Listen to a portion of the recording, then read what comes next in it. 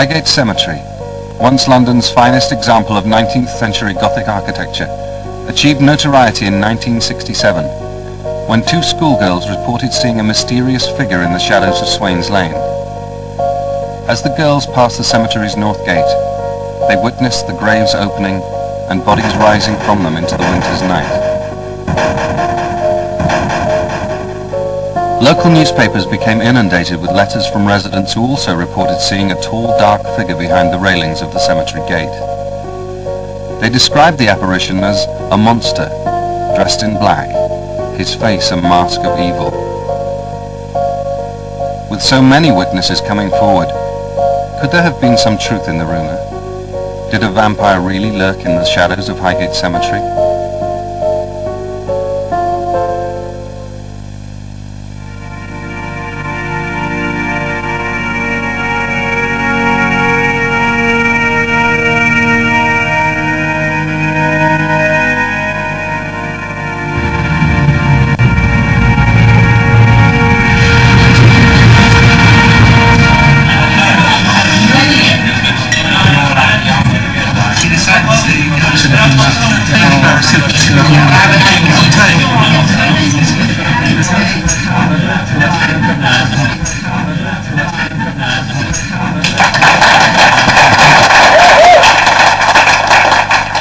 My name is David Farrant.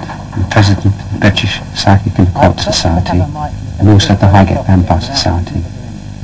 The format I started back in '67, and it started off with a small group of people who investigated unexplained phenomena, and it's still going today.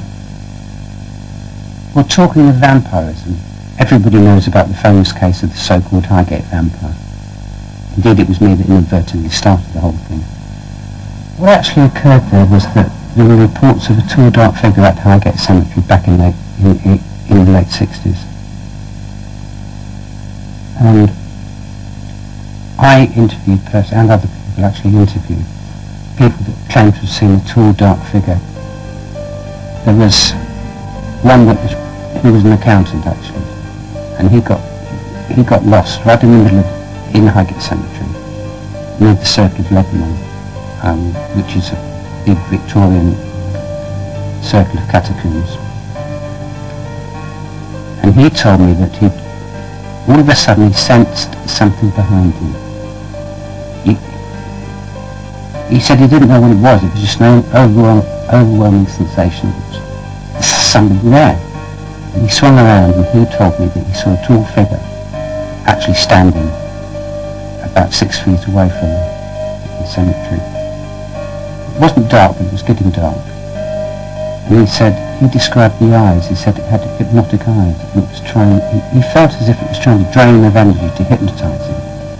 And it happened so quickly, he was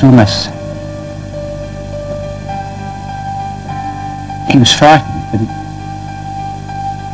when he started to get frightened, the figure had already disappeared.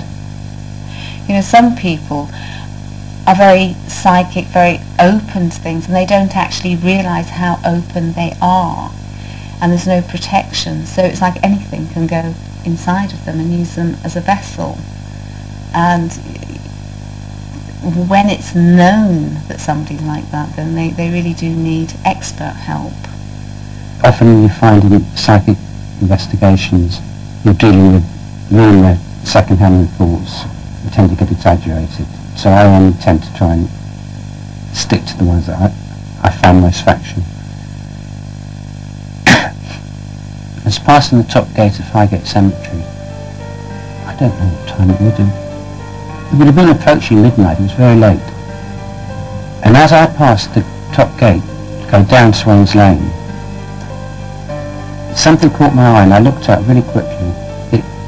I don't know what it was. It certainly was not a vampire, but it certainly was some concrete sort of psychic entity. In other words, I had witnessed what other people already reported. I did notice another thing, which is often the case actually with psychic phenomena. The area turned icy cold. I did see 2 points of light, which I took to be its eyes, And I definitely felt I was being drained of energy, and I knew I'd encountered something psychic, which was quite malign. And all of a sudden, it just wasn't there, and the temperature returned to normal again. Following this, I decided to conduct a psychic seance in Highgate Cemetery using a medium. There were a small group of us. We made our way to an area near the Circle of Lebanon, and we started preparations for the ceremony. And the idea was to cast a circle on the ground where the entity would appear, to summon it up by using the element of fire, and the medium would stand in the smaller circle for her own protection and to make communication. And we were just preparing for the ceremony when we heard voices and lights in the background, and it didn't take much to realise that it was the police. Now, they'd been keeping an eye on Highgate Cemetery because of all the vandalism there. They were coming in to Highgate Cemetery, and I was actually arrested. Though David Farrant was not convicted of any crime, the publicity from the trial prevented the British Psychic and Occult Society from continuing their investigations in Highgate Cemetery. But the media's interest in these events created David's reputation as London's most notorious vampire hunter.